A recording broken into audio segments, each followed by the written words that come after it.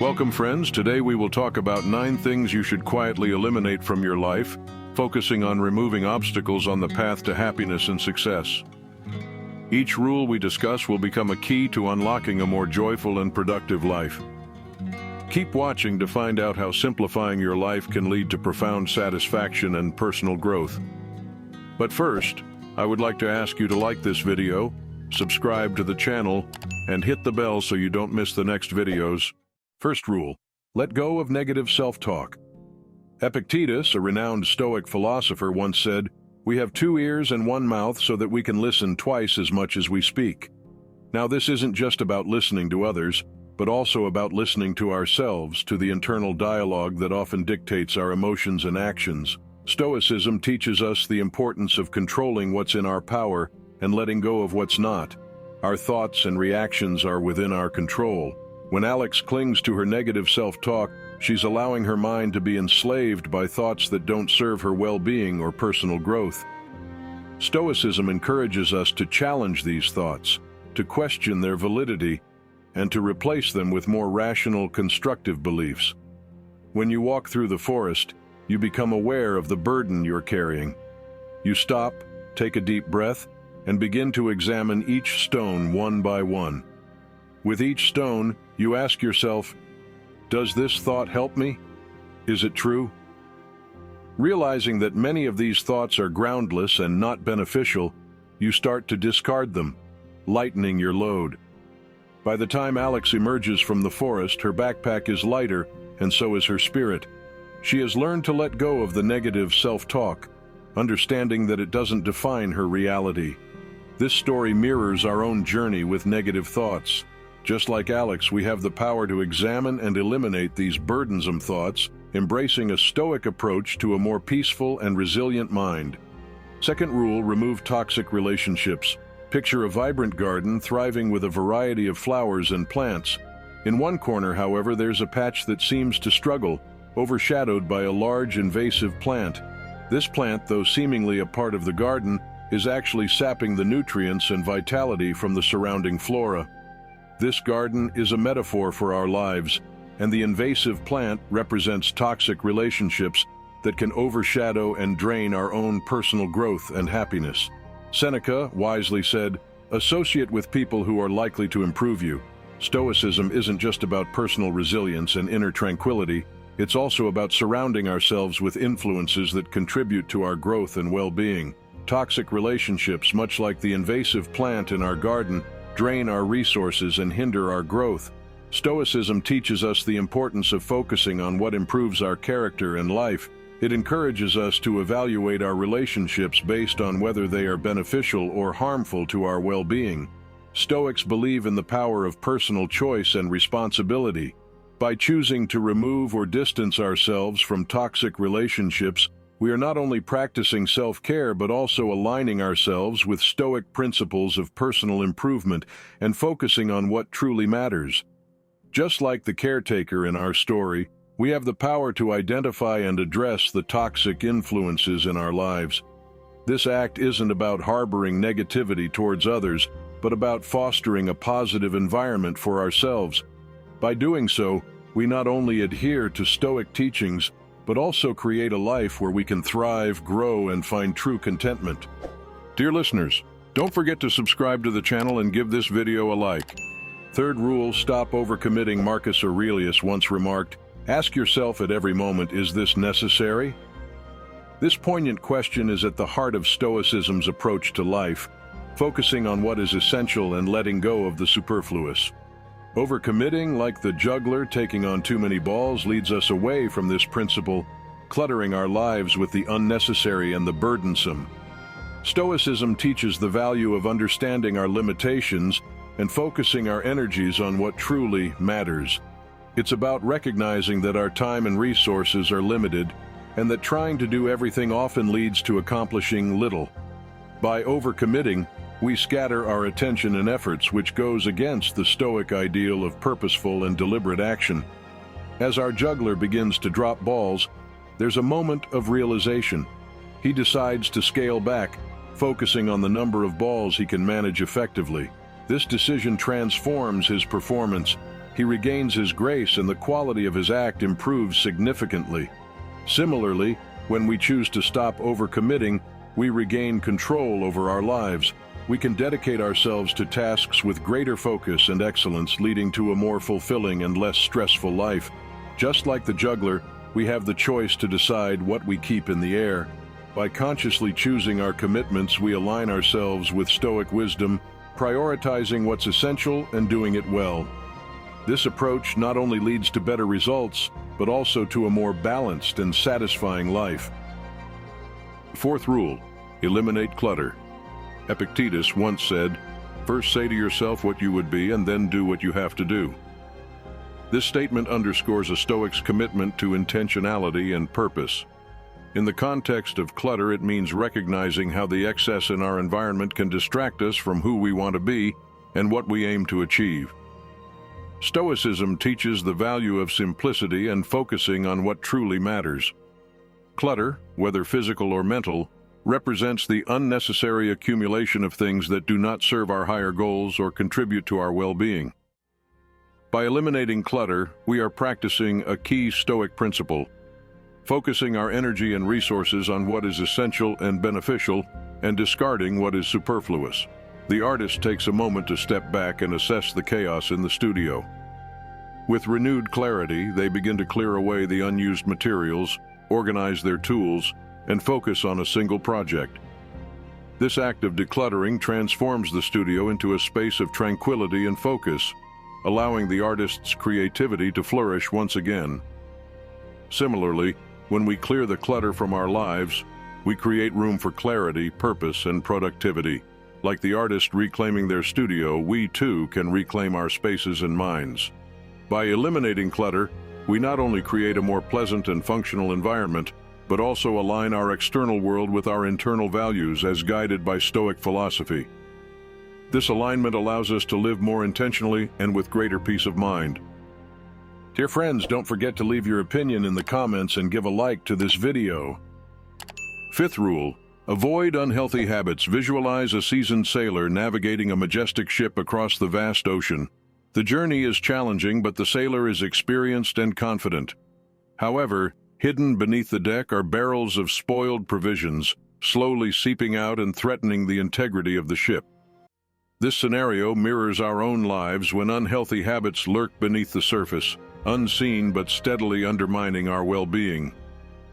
Musonius Rufus wisely stated, "It is foolish not to say ignorant to insist on being sick when you can be well." This profound observation highlights a core Stoic belief, the importance of aligning our actions with our well-being and rational judgment. Unhealthy habits, like the spoiled provisions on the ship, are choices that go against this Stoic principle of living in harmony with our nature and reason. Stoicism isn't just a philosophy of the mind, it encompasses physical well-being too. The Stoics believed in maintaining a balance between mental and physical health, recognizing that the body is the vessel that carries the mind. Unhealthy habits disrupt this balance and hinder our ability to live a virtuous and fulfilling life. By avoiding these habits, we adhere to the Stoic practice of self-discipline and rational living. In our tale, the sailor discovers the spoiled provisions. Recognizing the threat they pose, he takes decisive action to remove them, restoring the ship to its optimal condition. Similarly, when we identify and actively work to eliminate our unhealthy habits, we take crucial steps towards restoring our personal well-being. This journey requires awareness, honesty with oneself, and the courage to let go of what harms us.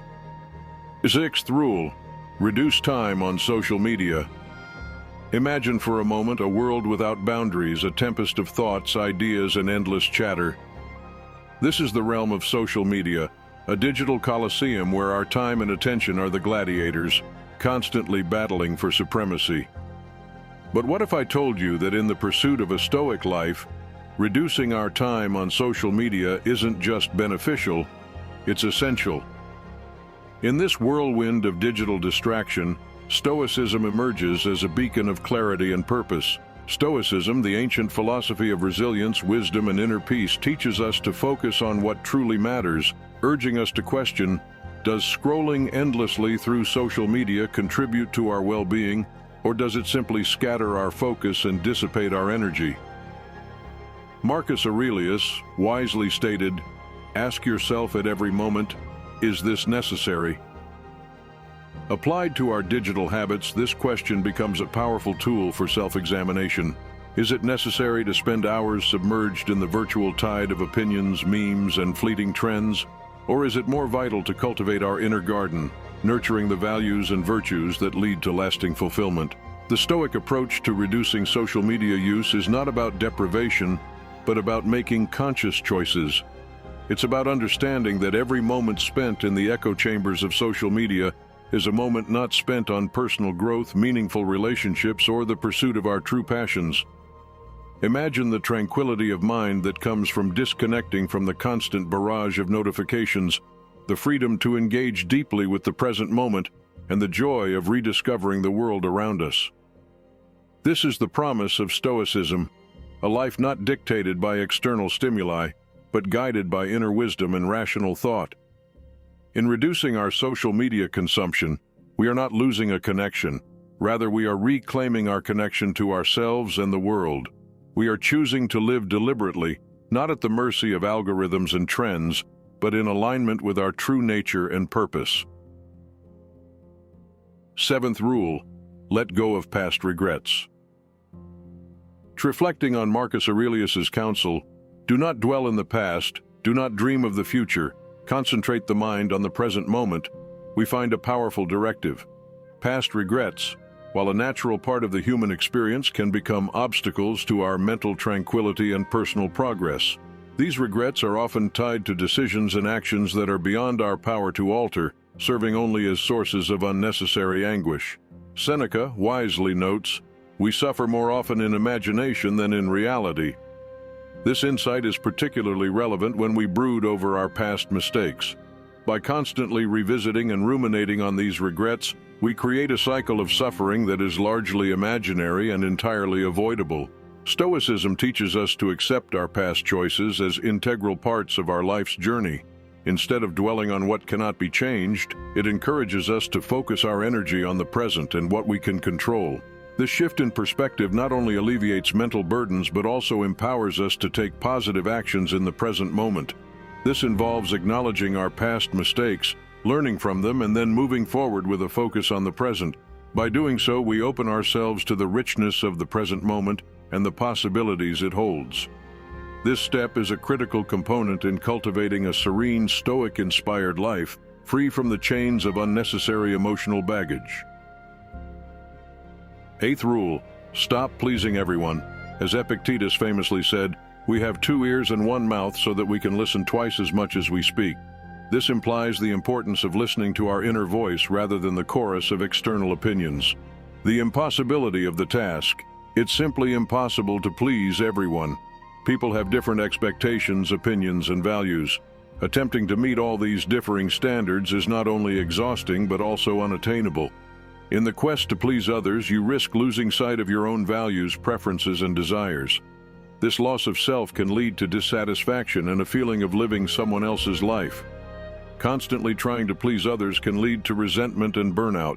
When your efforts are driven by fear of disapproval rather than genuine desire, it's challenging to maintain enthusiasm and passion. By choosing not to please everyone, you open the door to a more authentic life. This path allows you to make decisions based on what genuinely makes you happy and fulfilled. In the words of Marcus Aurelius, "Be content to seem what you really are." Embracing this Stoic wisdom leads to a life of integrity, where your actions reflect your true self. Eliminating the habit of pleasing everyone is a crucial step towards a life of authenticity and personal satisfaction. It is a journey of embracing your individuality, setting healthy boundaries, and living in accordance with your values. As you embark on this path, remember that your worth is not determined by others' approval, but by your adherence to your principles and your pursuit of genuine self-expression. Ninth rule, minimize negative media consumption. In our digitally saturated age, the media we consume significantly shapes our thoughts, emotions, and overall well-being. An essential step towards a more peaceful and productive life is minimizing negative media consumption. Negative media, often sensationalized and fear-inducing, can create a distorted view of the world. It feeds anxiety, stress, and a sense of helplessness. Stoicism, an ancient philosophy that teaches the importance of focusing on what we can control, provides a valuable framework here. Epictetus stated, "It's not what happens to you, but how you react to it that matters." This perspective empowers us to choose our responses, including our media intake. The time spent consuming negative content could be redirected towards more uplifting and productive activities, enhancing personal growth and happiness. Be selective about your media sources and the amount of time you spend with them. Choose outlets that offer balanced and factual reporting. Set limits. Allocate specific times for media consumption and stick to them. Avoid starting or ending your day with negative news. Engage in positive activities. Replace media consumption time with activities that uplift and enrich you, such as reading, hobbies, exercise, or spending time in nature. Adopting a Stoic approach to media consumption allows you to remain informed without being overwhelmed. By minimizing exposure to negativity and focusing on positive, enriching content, you cultivate a more optimistic and peaceful mindset. This shift not only benefits your mental health, but also enhances your ability to contribute positively to the world around you. Minimizing negative media consumption is a critical step towards a healthier, more balanced life. It's about exercising control over your mental environment, focusing on what enriches and empowers you. As Marcus Aurelius advised, you have power over your mind, not outside events. Realize this, and you will find strength. Embrace this wisdom to navigate the digital world with discernment and positivity, paving the way for a more fulfilling and Stoic-inspired life. Thank you for watching, friends. Don't forget to like and be sure to subscribe. May the Force be with us.